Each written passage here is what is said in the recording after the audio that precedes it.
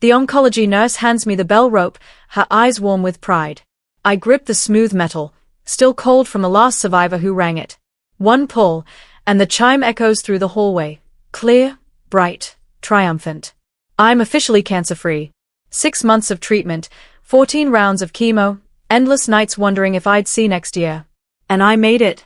My phone buzzes in my pocket before I can even wipe my tears. It's Pamela from HR. Can you stop by for a quick meeting when you get in? Nothing urgent. My stomach does a small flip, but I brush it off. Maybe they want to welcome me back properly. I text back a thumbs up, still wearing my hospital bracelet.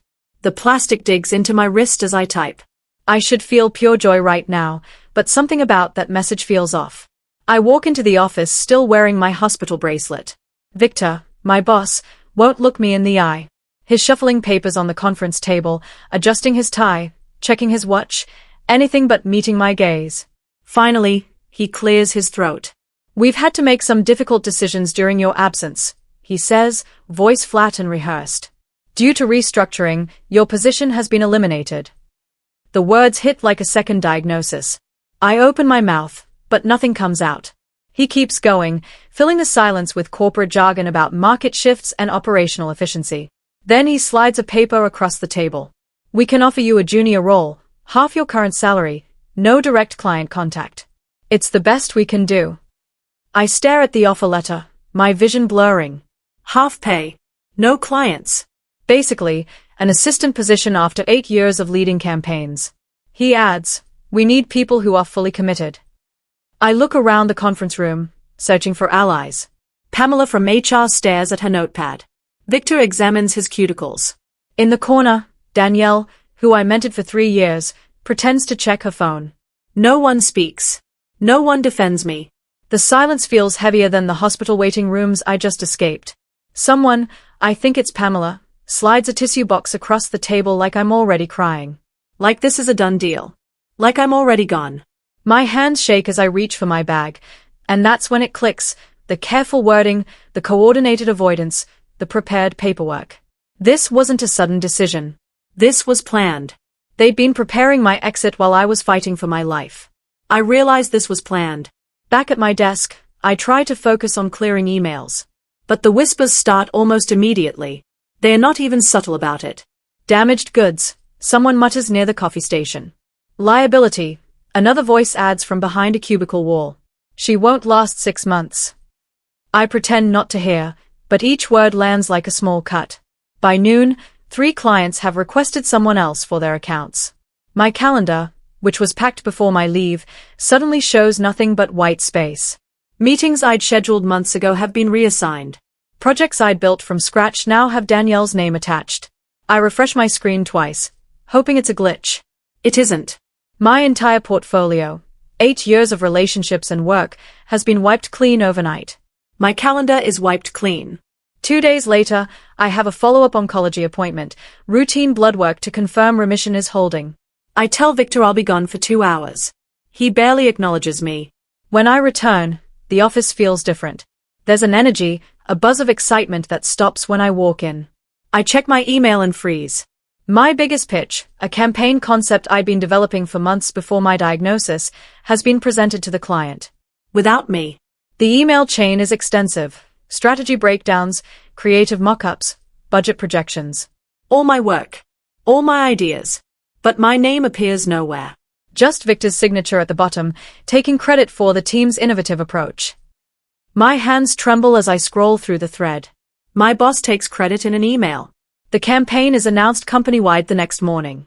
Victor stands at the front of the open workspace, beaming as he describes our latest win. He talks about market research, consumer psychology, targeted messaging, all concepts I'd written in my original proposal. People clap.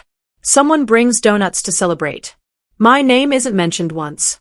Not even as a contributor. I sit at my desk, invisible, as the celebration continues around me. Then Victor announces the client wants to meet the lead strategist for a follow-up discussion. I'll handle it personally, he says, puffing up with pride. I close my laptop before anyone can see my face. The client asks to meet the lead strategist. I request a private meeting with Victor that afternoon.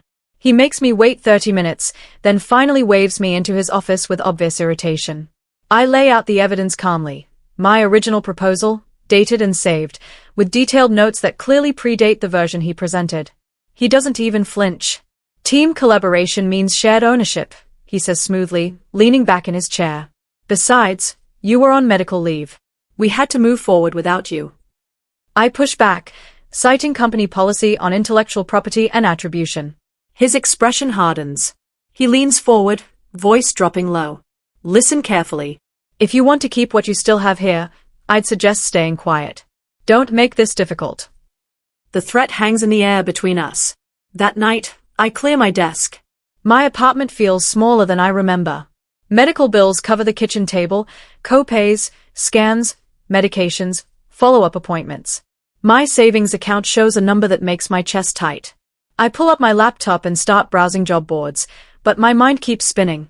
Cancer took my body, my energy, my hair, my confidence. This job, losing it like this, took something else.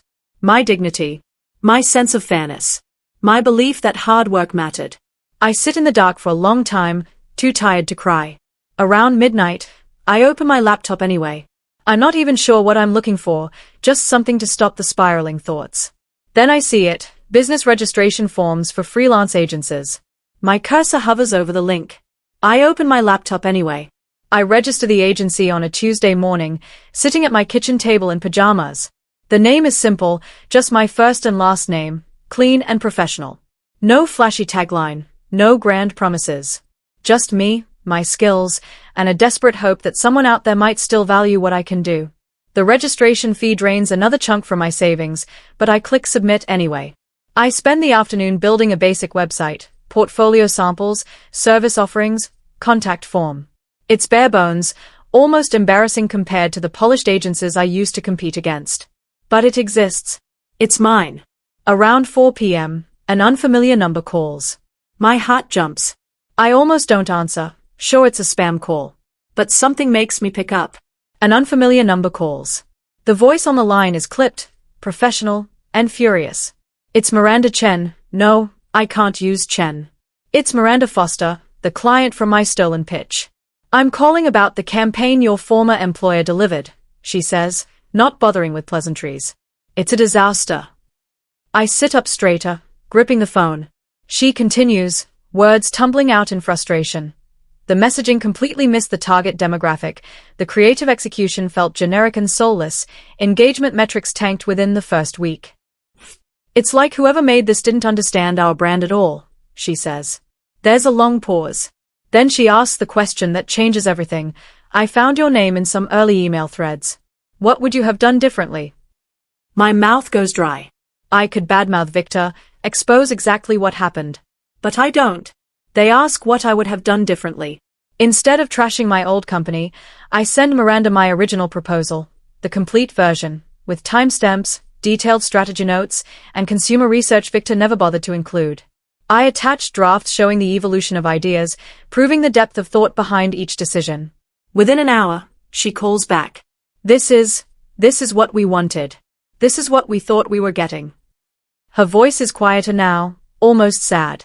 I explain the differences carefully, professionally, focusing on strategy rather than personal grievances. I walk her through the psychology behind each choice, the data supporting every claim. She goes silent for a long moment. I can hear papers rustling on her end, the click of a mouse. When she speaks again, her tone has completely shifted. I need to discuss something with my team. Can I call you back tomorrow? I say yes, forcing my voice to stay steady. The client goes silent. Miranda calls back the next morning with an offer. They want to terminate their contract with my former employer and sign with me instead.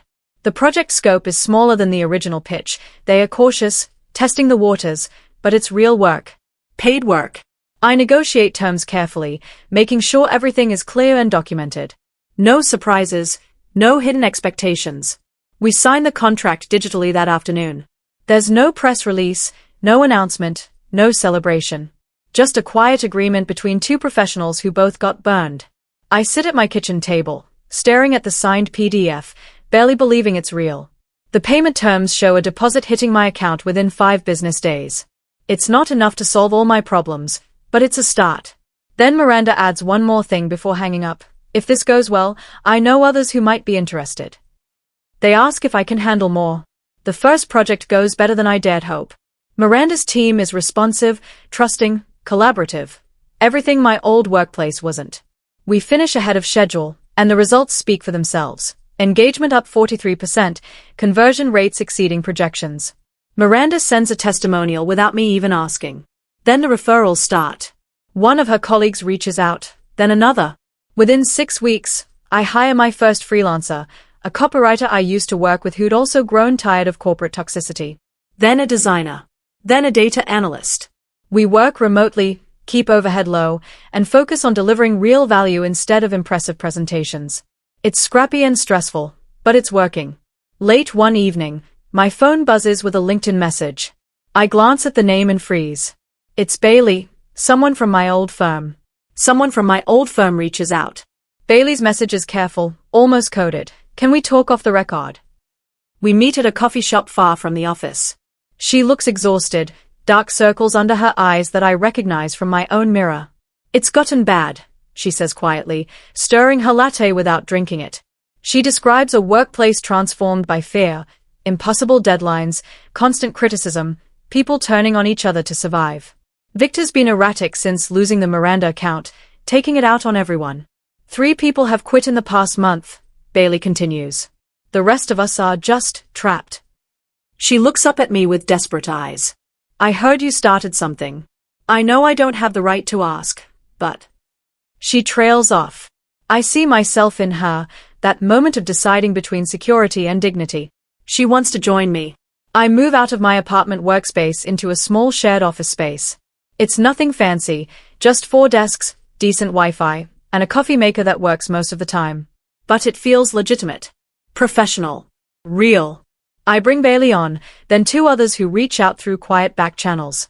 We establish ground rules from day one: transparent communication, fair pay, no stealing credit, respect for work-life balance. I'm careful. Ethical. Every contract is clear, every client expectation is managed honestly. We're building something different here, not just a business, but a culture. Then one morning, I see a social media ad from my old company. The creative looks eerily familiar. Same color palette I pioneered, similar messaging structure, even a tagline that's suspiciously close to something I'd written months ago. They are copying me. Again. My old company launches a campaign eerily similar to mine. Over the next few months, the cracks in my old company widen. I hear through industry contacts that their client retention has plummeted. They are bleeding accounts, missing deadlines, delivering subpar work. Victor responds by squeezing harder, cutting benefits, extending hours, creating an atmosphere of paranoia where everyone's afraid of being next on the chopping block. He sends all staff emails about commitment and going the extra mile, corporate speak for unpaid overtime and weekend work. People start reaching out to me more frequently. Some just want to vent. Others hint at wanting out. I listen, offer advice, but I don't poach. I don't have to. The exodus happens organically. 2 senior strategists leave in the same week, one to a competitor, one to me. Their resignation emails are professional but brief. I imagine Victor reading them, feeling the ground shift beneath him. 2 more employees leave. To me. Then the whisper campaign starts. I first hear about it from a prospective client who mentions, almost casually, I heard you've had some health issues. Are you sure you can handle a project this size? The concern sounds genuine, but the phrasing is too specific, too pointed. Someone's been talking. More inquiries come with similar questions. Can you guarantee availability? What happens if you get sick again? Do you have backup resources? I realize the rumor spreading through industry circles, that I'm too sick to scale, that clients should be cautious, that my agency is a risk. It's subtle, nothing I can prove, but the pattern is clear. Victor's trying to undermine me the only way he has left. But I don't fight back publicly. Instead, I document everything, screenshots of client conversations, notes on who said what, timestamps showing the pattern. I say nothing, but I document everything. Rather than defending myself, I pivot my strategy entirely. I reach out to organizations supporting professionals returning to work after serious illness, cancer survivor networks, chronic illness advocacy groups, disability employment initiatives. I write an article for an industry publication about building a business during recovery, the challenges of reentry, the value of diverse perspectives. I speak at a small conference about resilience in entrepreneurship. My approach shifts from hiding my health history to owning it, not as a weakness, but as proof of strength, adaptability, and determination. Clients start seeing me differently, not as a liability, but as someone who understands struggle, who won't crumble under pressure, who built something real from nothing. The referrals change tone. She's the real deal. Incredibly resilient. Most trustworthy person I've worked with. Industry press notices. Running a small feature about my agency's unique culture and rapid growth. Industry press notices. 6 months later, Victor loses a major account, one that had been with the company for over a decade. Then another. I hear whispers that the company's considering layoffs, restructuring, bringing in consultants to diagnose the problems. Through my network, I learn that morale is at an all-time low, that clients are actively seeking alternatives, that the company's reputation has shifted from innovative leader to struggling husband. Then my phone rings with a number I recognize immediately. It's Victor. My finger hovers over the decline button, but curiosity wins. I answer. Hey, he says, voice careful and artificially casual. Long time. I thought maybe we could grab coffee, catch up on how you've been doing. The audacity stuns me.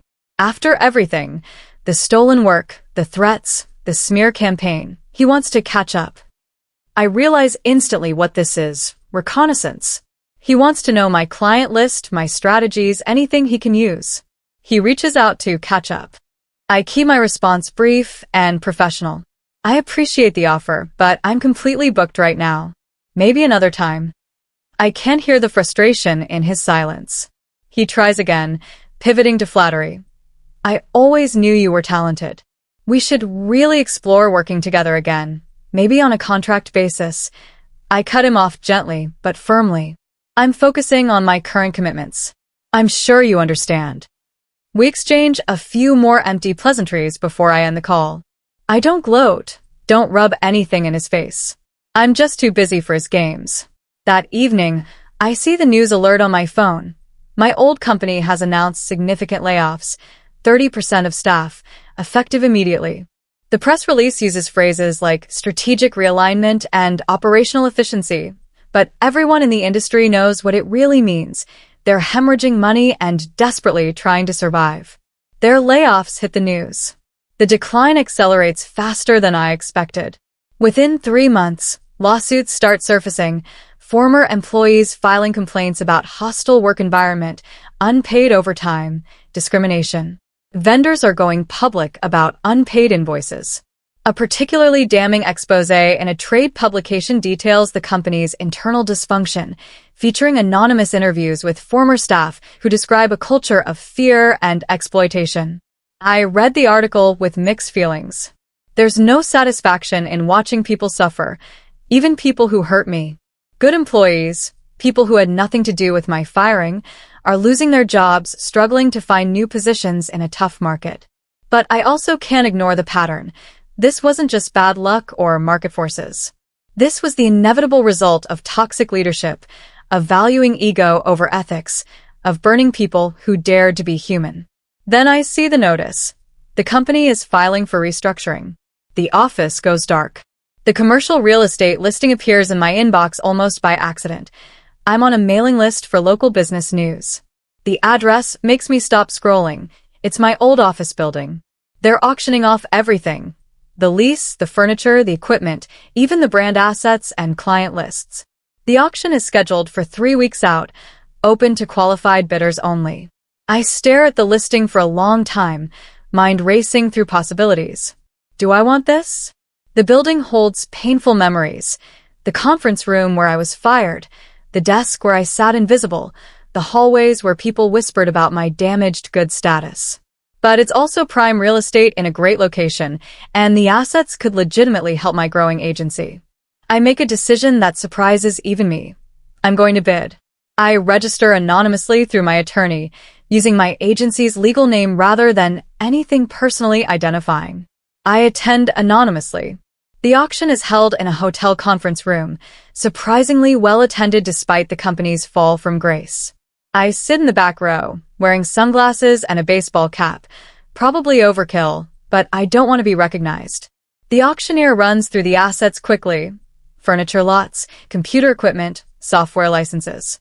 Bidding is active but not aggressive.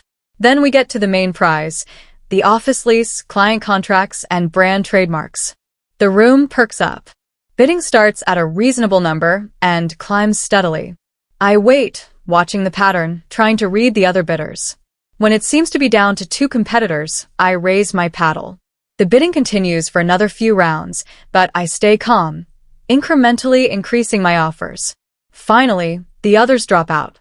The auctioneer's gavel falls. Sold.